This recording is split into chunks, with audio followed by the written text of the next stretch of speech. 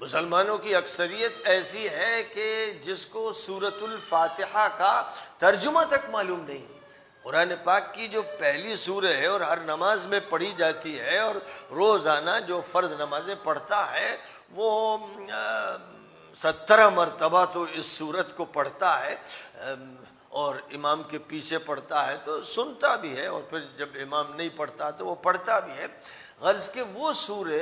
قرآن پاک کی جو بار بار پڑھی جاتی ہے، مختصر ہے، 7 آیتیں ہیں۔ قرآن پر ایمان رکھتے ہیں، اللہ پر ایمان رکھتے ہیں، نبی کو مانتے ہیں، کہتے ہیں کہ ہم شریعت کو مانتے ہیں، لیکن شریعت نہیں جانتے ہیں اور قرآن کے معنی نہیں جانتے ہیں۔ تمہارے پڑھے لکھے اسکول اور کالج اور یونیورسٹی کے پڑھے لکھے اللہ کی نگاہ میں جاہل ہیں، کیونکہ ان کا جو کچھ بھی پڑھنا لکھنا ہے اس کا تعلق آخرت سے نہیں ہے، اس کا تعلق انبیاء سے نہیں ہے، فرشتوں سے نہیں ہے، اللہ کی معرفت سے نہیں ہے۔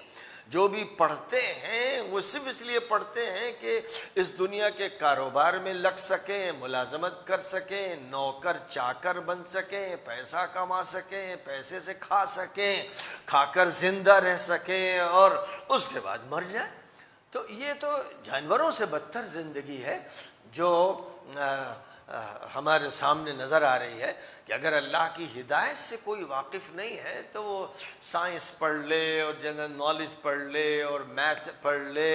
اور جتنے بھی علوم ہیں، نالجز ہیں، فلسفیز ہیں، سب کی گہری معلومات حاصل کر لے، لیکن واقعہ یہ ہے کہ وہ نرا جاہل ہے، کیونکہ علم وہ ہے کہ جس سے انسان کا دماغ بھی روشن ہوتا ہے، دل بھی، اور جسم بھی روشن ہوتا ہے اور روح بھی۔ اور علم حقیقت میں وہ ہے جو انسان کے دھڑ کے ساتھ صرف نہیں رہتا، بلکہ انسان کی موت کے بعد بھی برزخ کی زندگی میں اس کے لیے روشنی کا ذریعہ ہوتا ہے، اور پھر دوبارہ جو زندگی ہوگی جس کو تمام مذہب کے لوگ مانتے ہیں، اس دوبارہ زندگی میں بعث بعد الموت جسے کہا گیا ہے، اس میں یہی